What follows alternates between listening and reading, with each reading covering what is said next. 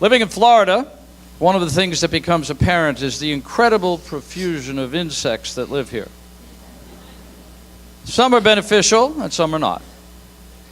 Either way, it's important, I think, to be able to identify them not only by sight, but by their sound.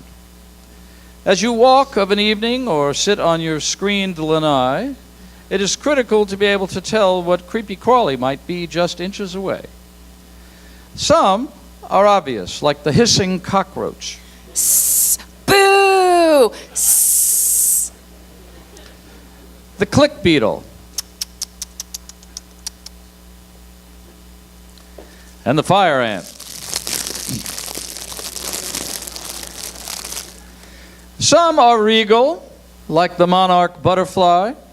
We are not amused. Or majestic, like the tiger beetle. Roar! And some are profane, like the love bug. Hey, big boy, what you doing tonight? And the biting midges, called no-see-ums. Ow! Nah, nah, nah, nah, nah, nah. Some are strong, like the Hercules beetle. Or entertaining, like the rock beetle. She loves you, yeah, yeah, yeah. She loves you, yeah, yeah, yeah, yeah. And some are really out there, like the spiraling whitefly. Boy, am I dizzy.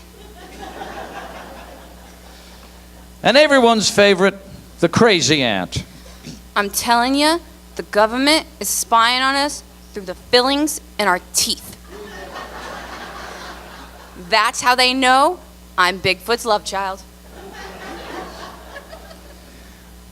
Probably the most ubiquitous and annoying are the more than 80 species of mosquitoes that inhabit our state. Fortunately, although there are many species, only a few are a serious issue for humans and therefore worthy of our attention. The Asian tiger mosquito, Aedes albopictus, for example, carries diseases.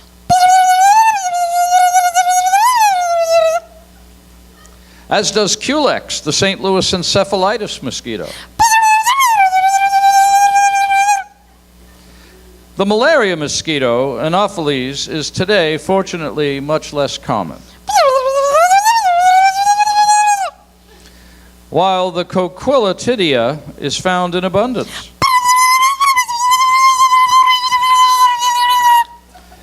And finally, there's our old friend Saurophora ciliata, the gallinipper. We sincerely hope this information, offered as a public service, will enhance your understanding of the various insect species in which we share this wonderful area. Miss Sarah Appleyard, everyone.